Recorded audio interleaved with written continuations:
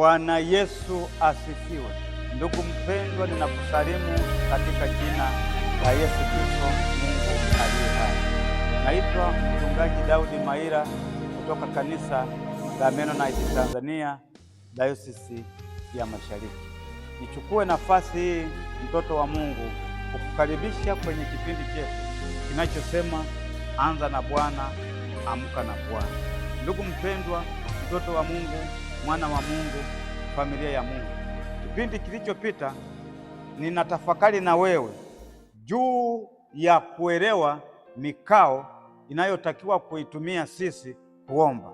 Nilisema hakuna mkao ambao ni maalum kwa ajili ya kuomba, ila tunaona kwenye maandiko matakatifu kuna mikao ya aina mbalimbali ya kufanya nini? Ya kuomba.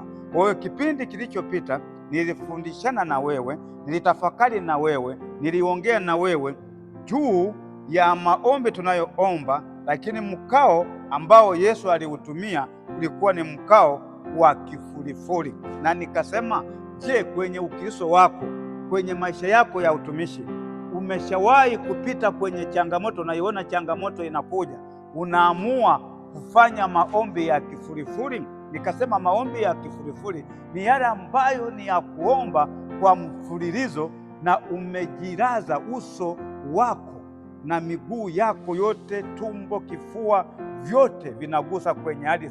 Yaani umelala kabisa, umejinyoosha, vidole vinagusa ardhi, uso unagusa ardhi, pua inagusa ardhi,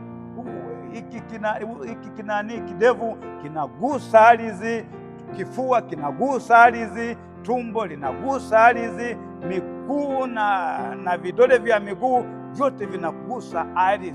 Unajinyoosha, maombi ambayo kuna changamoto. Tukaona Yesu Kristo alipoingia kwenye changamoto. Sasa leo tunaangalia tena mkao mwingine, aina nyingine ya mkao tunapokuwa tunaingia kwenye maombi.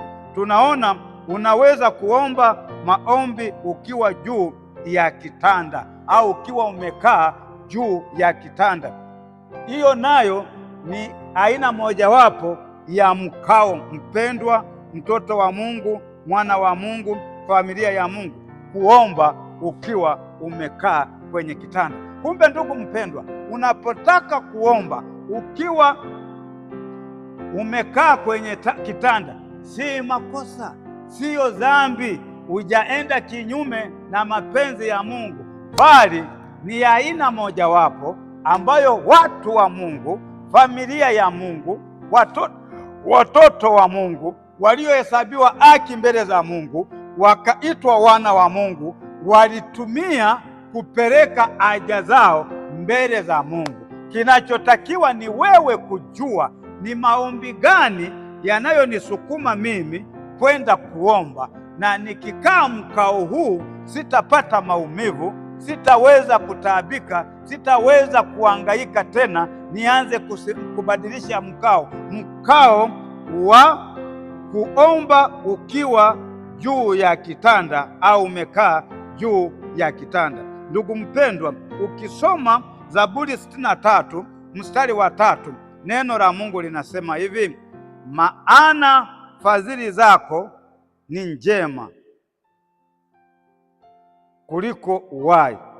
Zaburi 63 mstari wa 6, ninapokukumbuka kitandani mwangu na kutafakari wewe makesha yote ya usiku, maana wewe umekuwa msaada wangu na uvulini mwa mbawa zako nitashangilia. Sikiliza anavyosema mwandishi wa Zaburi ya 23, ninapokukumbuka kitandani mwangu na kutafakari wewe makesha yote ya usiku.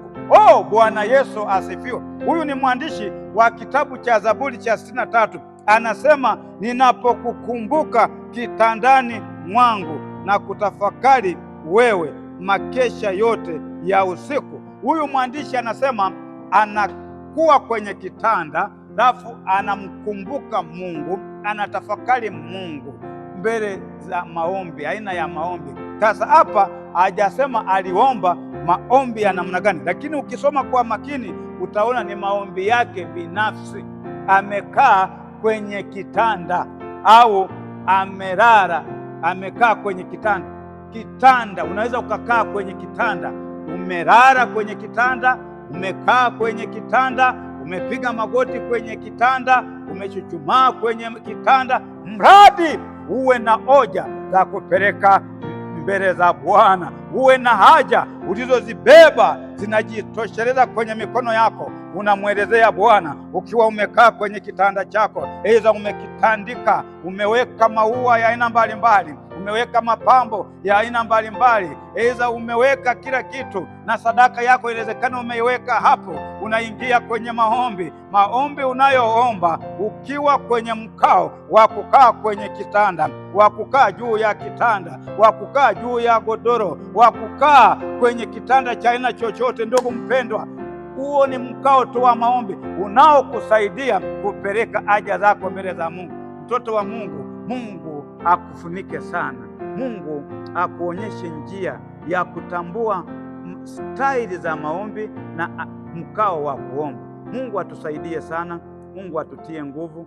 Mungu atutetee. Mungu atupiganie. Mungu atujenge. Mungu atuinue. Ni katika jina la Yesu Kristo naomba na kushukuru.